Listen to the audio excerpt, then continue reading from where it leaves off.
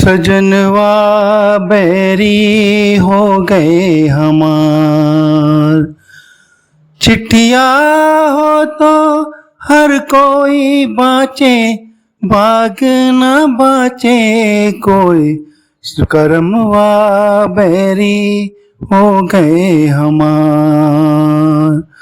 अगर आप पुराने गानों को सुनने का शौक रखते हैं तो यह आप जरूर जानते होंगे कि मुकेश कौन थे और उनके द्वारा कौन कौन से गीत गाए गए।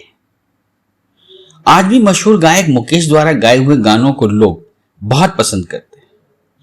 हालांकि आज के दौर में उनके कई गानों का रीमिक्स मार्केट में आया है, लेकिन जो बात ओरिजिनल गानों में है वो आज के रीमिक्स गानों में कहां। गायक मुकेश की आवाज का जादू आपने कई फिल्मों में सुना होगा। उन्होंने बड़े बड़े नामचीन एक्टरों के गानों को अपनी आवाज दी है। मुकेश को म्यूजिक इंडस्ट्री का सबसे पॉपुलर सिंगर माना जाता है। आज भी वो कई सिंगरों के लिए आइडल हैं। उनके पॉपुलर गाने जो आज भी सुने जाते हैं, जैसे कभी कभी मेरे दिल में ख्याल आता है, जाने कहां गए वो दिन, ये कुछ इस तरह के गाने हैं जो आज भी लोग सहजता से गुनगुनाना पसंद करते हैं। फिल्मी दुनिया के मशहूर प्लेबैक सिंगर मुकेश का जन्म 22 जुलाई 1923 को दिल्ली में हुआ था। उनका पूरा नाम मुकेश चंद माथुर था। उनके पिता जोरावर चंद माथुर जो कि एक इंजीनियर थे और उनकी माता चंद्राणी माथुर एक घरेलू महिला थी।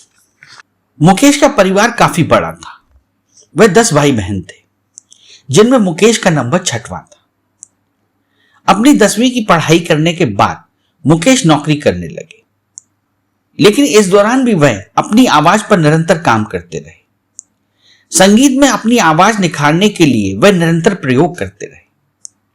उनकी यह प्रतिभा ज्यादा दिनों तक छिप नहीं पाई और बहन की शादी में मुकेश को गाना गाते हुए एक्टर मोतीलाल ने सुना, जो कि उनके दूर के रिश्तेदार थे। फिर क्या था, वह मुकेश को अपने साथ मुंबई ले आए और पंडित जगन्नाथ प्रसाद से उन्हें मिलवाया। इसके बाद पंडित जगन्नाथ प्रसाद से मुकेश ने गायन सीखना शुरू कर दिया, जिसके बाद उन्हें 1941 में पहला ब्रेक फिल्म निर्दोष में मिला। इस फिल्म में गायकी के साथ उन्हें एक्टिंग का भी मौका मिला। इस फिल्म से उनके पहले गाने की शुरुआत हुई और वह गाना था दिल बुझा हुआ हो तू। इसके बाद 1945 में मुकेश ने बतौर प्लेबैक सिंगर एक्टर मोतीलाल के लिए गाना गाया। बस यहां से ही उनके करियर की गाड़ी ने जो रफ्तार पकड़ी तो फिर रुकी नहीं। 50-60 के दशक में मुकेश की आवाज के सबसे ज्यादा गाने प्रसिद्ध एक्टर दिलीप कुमार पर फिल्माए गए। वहीं 50 के दशक में उन्हें शोमैन राज कपूर की आवाज तक कहा जाने लगा। उस दौर में राज कपूर व मुकेश के बीच काफी अच्छी बॉन्डिंग हो गई थी।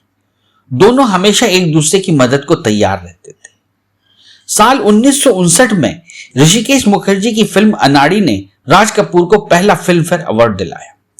हालांकि यह बात कुछ लोग ही जानते हैं कि राज कपूर की जिगरी यार मुकेश को भी फिल्म अनाड़ी के एक गाने के लिए बेस्ट फिल्म फेयर अवार्ड मिला था और वह गाना था सब कुछ सीखा हमने न सीखी होशियारी।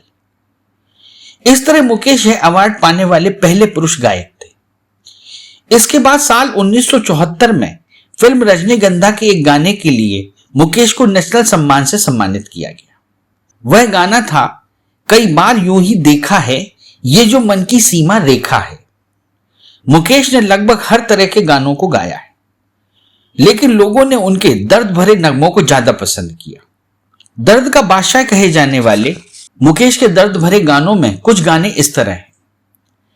ये मेरा दीवानापन है, ओ जाने वाले हो सके तो लौट के आना, दोस्त दोस्त ना रहा, वफा जिनसे की बेवफा हो गए, सजनवा बैरी हो गए हमार, चिट्ठिया हो तो हर कोई बाँचे, बाग न बाँचे कोई, करमवा बैरी हो गए हमार, जाए बसे परदेस सजनवा सौतन के बरमाए, ना संदेश न कोई खबरिया, रुत आए रुत जाए।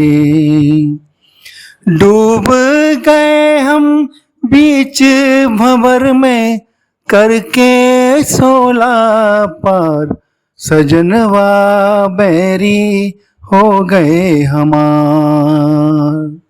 इस तरह के कई गीतों को उन्होंने अपनी मखमली आवाज में पिरोया है। एक के बाद एक मुकेश ने बड़े एक्टरों के लिए गाने गाए। मेरा नाम जोकर, श्री 420, आवारा, संगम आदि फिल्मों में उनके गाए हुए गानों से राज कपूर की भी लोकप्रियता और ज्यादा बढ़ गई। इसके बाद उन्होंने अभिनेता मनोज कुमार, सुनील दत्त, फिरोज खान आदि उस दौर के कई बड़े बड़े एक्टरों के गानों में अपनी आवाज का जादू बिखेरा। कई फिल्मों में बतौर सिंगर व एक्टर काम करने के बाद मुकेश फिल्म निर्माता भी बने। 1953 में मुकेश अभिनेत्री सुरैया के साथ फिल्म माशूका में मेन रोल में दिखाई दिए। साथ ही इस फिल्म में निर्माता और संगीतकार भी खुद ही रहे। उन्होंने 1951 में फिल्म मल्हार भी बनाई। मुकेश ने गाने तो हर किस्म के गाए, मगर दर्द भरे गीतों की चर्चा मुकेश के बिना अधूरी है। उनकी आवाज ने दर्द भरे गीतों में जो रंग भरा, उसे दुनिया कभी नहीं भुला सकती। कल खेल में हम हो न हो, गर्दिश में तारे रहेंगे सदा, भूलोगे तुम भूलेंगे वो, पर हम तुम्हारे रहेंगे सदा। रहेंगे यही अपने निशान, इसके सिवा जाना कहाँ।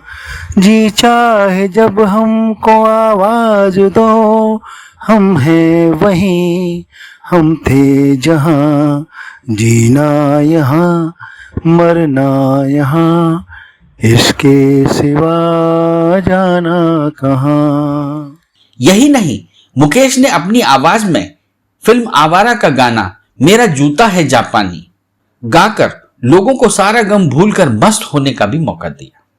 मुकेश द्वारा गाई गई तुलसी रामायण आज भी लोगों को भक्ति भाव से झूमने को मजबूर कर देती है। करीब 200 से अधिक फिल्मों में आवाज देने वाले मुकेश ने संगीत की दुनिया में अपने आप को दर्द का बादशाह तो साबित किया ही है, इसके साथ साथ वैश्विक गायक के रूप में भी अपनी पहचान बनाई।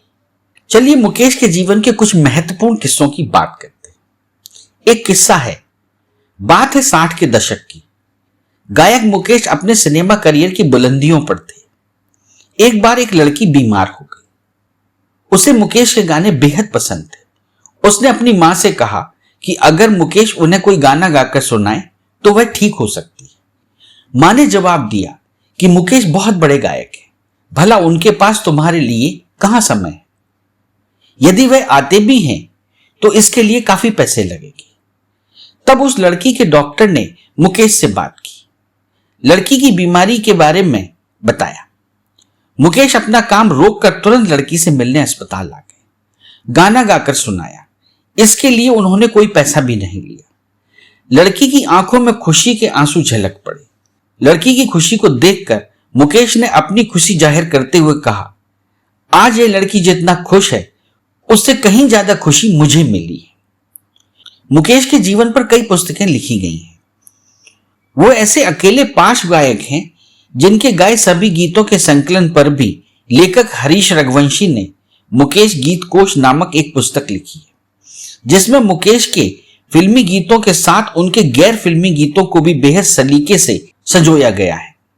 फिर भी मुकेश के व्यक्तिगत जीवन, उनकी फिल्म यात्रा, उनके शौक, उनके सपने और समर्पण को लेकर कुछ बातें ऐसी भी हैं जो पहले कभी प्रकाश में नहीं आई।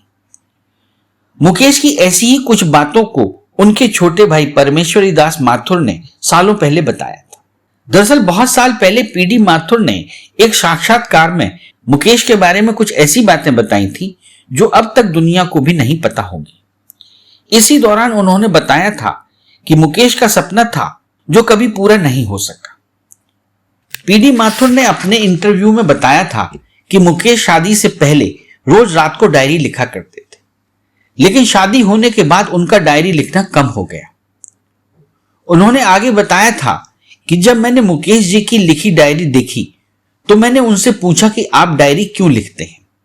इस पर मुकेश जी ने कहा था, मैं अपनी जिंदगी की यादों को सजोना चाहता हूं, खुशियों को, दुखों को, संघर्षों को। मेरी इच्छा है कि एक दिन मैं अपनी आत्मकथा लिखूं, लेकिन बदकिस्मती से उनका यह सपना पूरा न हो सका। जीवन की आपाधापी में मुकेश समय से पहले ही दुनिया से चले गए, वरना उनके और भी बहुत से गीत हम सभी को सुनने को मिलते और शायद उनकी आत्मकथा भी पढ़ने को मिलती।